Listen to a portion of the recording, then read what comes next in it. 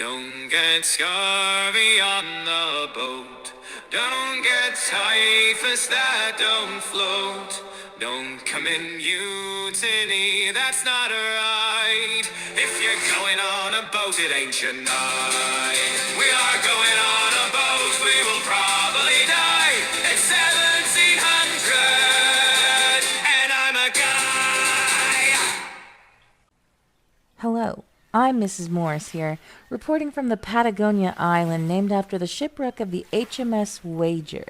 I'm here with Midshipman John Byron. Hello, John. Hello, miss. Do you happen to have a boat that we could use to get off this island? No, John, no, I don't. But could you tell me a little bit more about your experience? Well, I'm Midshipman John Byron of the HMS Wager, and we've been stuck on this island for the past 6 months with very little food, and most of our original crew is dead. I'm sorry to hear that, John. But also, could you tell me a little bit about the captain? Captain Cheap, ma'am. He's unwell. He came down with a sickness. While he was on board the boat, he was fevering something terrible from the vapors in the air. His teeth became loose, and he saw demons that weren't real. Sounds like scurvy to me, John. Scurvy? What's that? Can you point me in the direction of the captain? Yes, you can find him in the tent right over there. He has Marines stationed at the tent entrance. Thank you. Hi, I'm here to interview Captain Sheep. Wait right here. Madam, have you brought us any sustenance? My men grow quite emaciated and sickly. I haven't, but I do have some questions for you. I know you left Britain 6 months ago and faced a lot of hardship aboard your boat. Is it true that most of the sailors on your ship were forced into service by press gangs? Anything at all. Flour, a bit of salt pork. We'll take any food, really any food at all, madam. Is it also true that most of the men forced onto the ship were not actual sailors at all, and the ones who were came from veteran homes and were elderly and sick? But 'twas ordered by the king. And after your ship wrecked against the harsh rocks of the shore of Cape Horn, you led your men to this island, proceeded to guide them into ruin, not participating in the work, giving orders but not doing your fair share? And is it true that a poor sailor named Buckley ultimately took over your crew? Speak no more, for I will hear no more on the subject. Wait, Captain Cheap. Is it true you shot an unarmed man by the name of Thomas Cousins for defying your orders? Oh, well. This is Mrs. Morris, signing out with just one last word for you on the book, The Wager, A Tale of Shipwreck, Mutiny, and Murder by David Gran. If you like adventure, mystery, and nonfiction that reads like true fictional narrative, then this is the book for you. I give this book a 5 out of 5 stars. Couldn't be better. The 3 main things that killed sailors during the 1700s were typhus, scurvy, and the effects of mutiny. Oh no! Typhus! This is Mrs. Morris reporting from St. Thomas Hospital in London, England. I'm here today to talk with you about typhus. During the 1700s, there was a disease, a killer disease, that was spreading so quickly aboard boats in the British Navy. On boats, sailors called this disease many different things, such as ship fever, camp fever, but today we know this epidemic as typhus. The symptoms of typhus were brutal and very fast. A sailor would get a violent headache with a soaring fever. They would be sick for days before eventually they'd be delirious with hallucinations and a sensitivity to light and sound. Eventually, their skin would change, and they would get a blotchy kind of rash that would spread across their body, and that was the telltale sign that death was often near.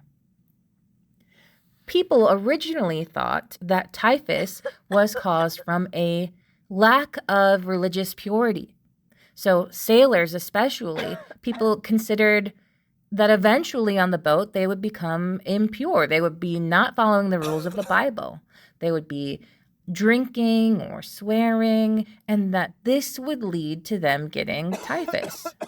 People also believed that it was caused by miasma, the belief that the disease was spread by foul smells, bad air, the stench of decay rising from the filth in a boat where people weren't often washing.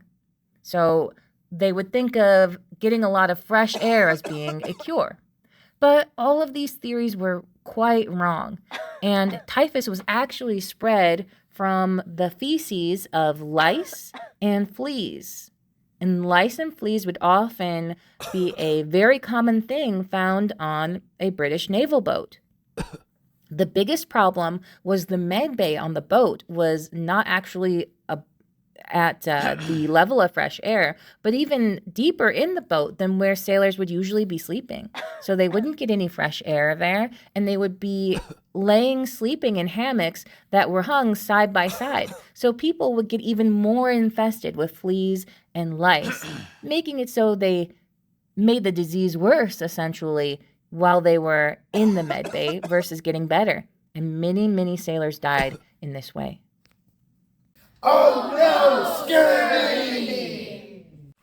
Hello again, this is Mrs. Morris, and I'm coming to you live from the deck of the HMS Centaurian. I'm here with Captain George Anson to talk to you about the effects of scurvy. Imagine being at sea for months, the vast ocean stretching out before you, but your real enemy is not a storm, but your own body. Some of the symptoms of scurvy: gums would bleed, teeth would loosen, old wounds would reopen, and a sailor infected with scurvy would feel a profound, bone-deep exhaustion.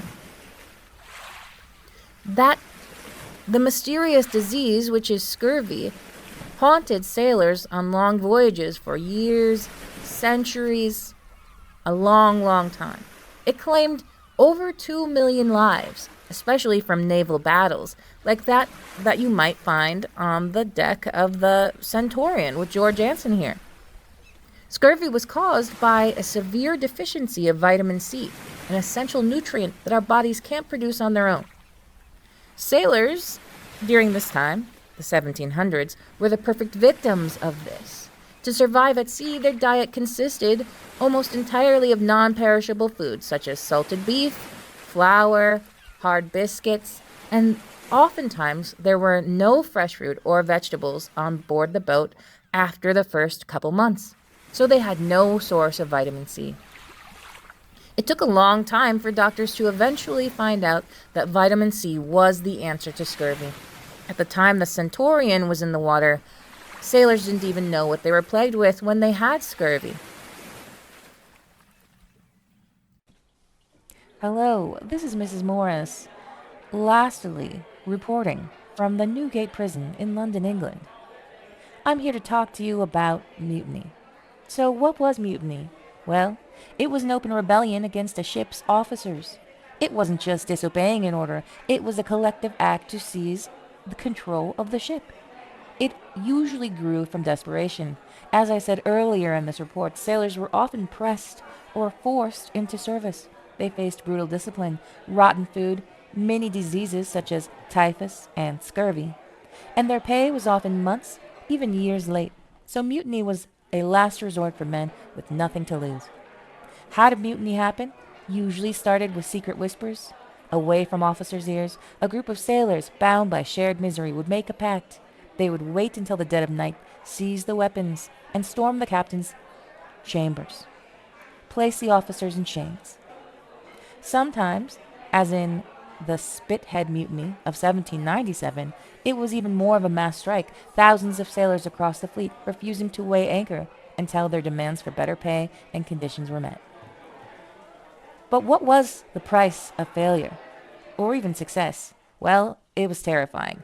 Under the Articles of War, the punishment for mutiny was absolute death, no appeal.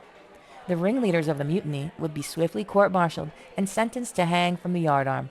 The entire crew would be forced to watch as their shipmates were executed, a gruesome warning to everyone not to commit mutiny and not to go against their captains.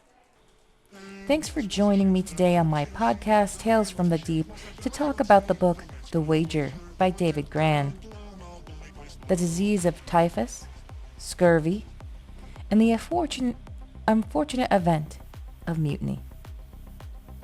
Have a great day, and I'll see you next week for another episode.